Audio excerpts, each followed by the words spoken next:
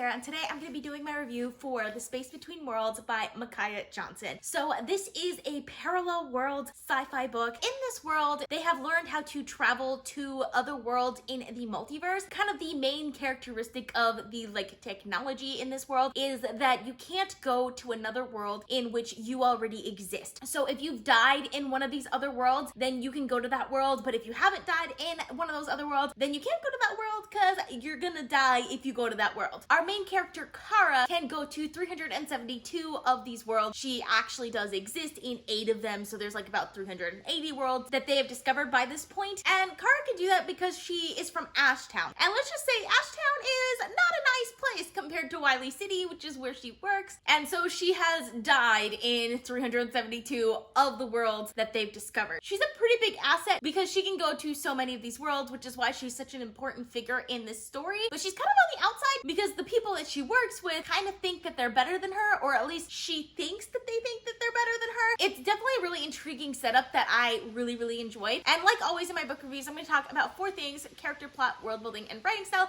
So we're going to start with character. I absolutely loved our main character, Kara, and there are a few things that are revealed throughout the novel that make me like her even more. I really like the incongruity in which she has this very particular attitude that does not fit very well in her job and in kind of the professional life that she has made for herself, but she still has that ambition, but she stays very true to herself and to her roots, and I love that aspect about her. She's also, I believe, bisexual. It's not really stated in here. She is attracted to men and she's attracted to women, so I'm assuming she's bisexual, and I love that aspect as well because we don't get many main characters like that in adult sci-fi books like this. I will say I feel like we didn't really get to know a lot of the side characters very well. I mean, it's a pretty short book. It's just over 300 pages, so it's a pretty short book, so I feel like we didn't really get to know a lot of the side characters very well, but overall I did really like the way the characterization was done. Then I want to talk about plot, and I did really enjoy this plot. There is this mystery aspect to it, and there are several twists that take you along the way in the way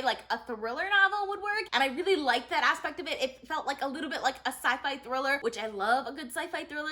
Think almost Dark Matter, but not quite to that level with the the thriller aspect. It had little hints of that I really enjoyed that aspect of it. Though I will say there was one twist in particular that I really liked, and I really wanted the book to go in a certain way, and it just went completely the other way, and I was just a little annoyed by that. And I think the ending itself was a little anticlimactic. I wanted more out of this ending than I ended up getting. So even though I did really enjoy the plot, there were parts of it that I wanted more out of. Then we gotta talk about world building, and there are some parts of the world building that I really loved, and there were some parts of it that I was just I want so much more from this book. For those of you who don't know, I absolutely love multiple worlds and parallel worlds. It's one of my favorite tropes of all time. I have been looking forever for really good parallel worlds and multiple worlds books that I can just dive into and absolutely love, and this was not that for me. The science and sci-fi aspects of this book were